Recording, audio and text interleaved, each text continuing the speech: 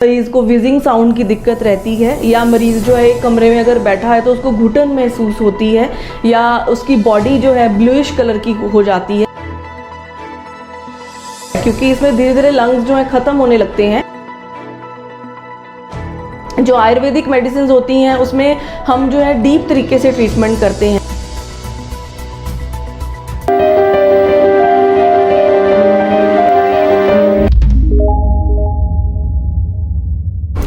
सत Sri Akal, myself doctor Preeti Arora, work as medical officer in doctor Sharda Ayurveda Ludhiana.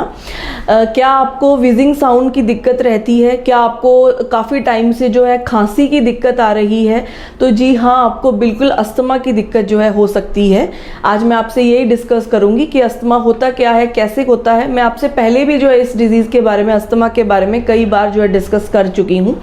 देखिए, asthma जो है मरीज़ को काफ़ी ज़्यादा परेशान कर देता है। जब मरीज़ को ये होता है तो उसमें मरीज़ को खांसी जो है, कफ काफ़ी ज़्यादा रहती है काफ़ी समय से, या मरीज़ को विजिंग साउंड की दिक्कत रहती है, या मरीज़ जो है एक कमरे में अगर बैठा है तो उसको घुटन महसूस होती है, या उसकी बॉडी जो है ब्लूइश कलर की हो जाती है अगर उसको सीवियर अटैक अस्थमा का आता है।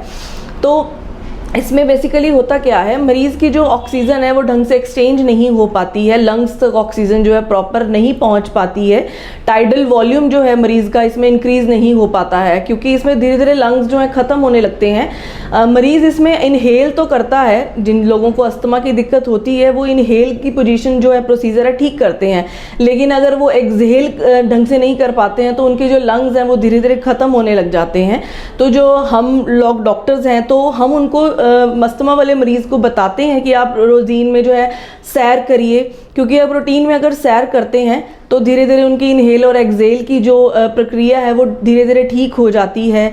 और अगर इसमें हम बात करें कि अगर स्पायरोमेट्री जो है डॉक्टर्स करवाते हैं, मेडिकल प्रैक्टिशनर्स जो हैं स्पायरोमेट्री करवाते हैं, वो इसीलिए ही करवाते हैं क्योंकि जो मरीज़ है उसमें मरीज़ इनहेल की प्रक्रिया तो ठीक करता है लेकिन एक्सहेल की प्रक्रिया ठीक नहीं करता है। तो स्पायरोमेट्री एक्सहेल करने की प्रक्रिया ही है बेसिकली, ताकि मरीज़ के जो लंग्स हैं वो ढंग से ठीक रहें। स्पायरोमेट्री हम इसलिए करवाते हैं।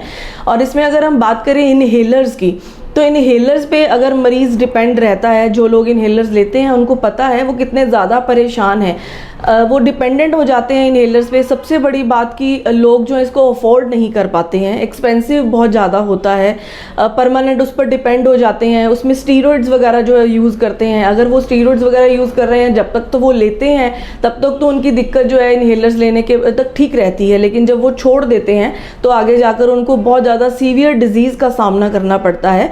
एक बार जब वो खाते हैं तो उनको लगता है कि हम ठीक हैं जब तक हम ले रहे हैं, लेकिन जी नहीं, ऐसा बिल्कुल नहीं है। क्योंकि अगर मैं बात करूं आयुर्वेदिक मेडिसिन्स की, तो आयुर्वेदिक मेडिसिन्स जो हैं नेचुरल तरीके से जो है हम उनका ट्रीटमेंट यहाँ पे करते हैं। डॉक्टर शारदा आयुर्वेदा में भी जो आयुर्वेदिक मेडिसिन होती हैं उसमें हम जो है डीप तरीके से ट्रीटमेंट करते हैं। मरीज़ का जो है नेचुरल तरीके से, आपको ऐसी जो नेचुरल जो मेडिसिन हैं जो आपको अपने किचन में भी जो है आसानी से मिल जाती हैं।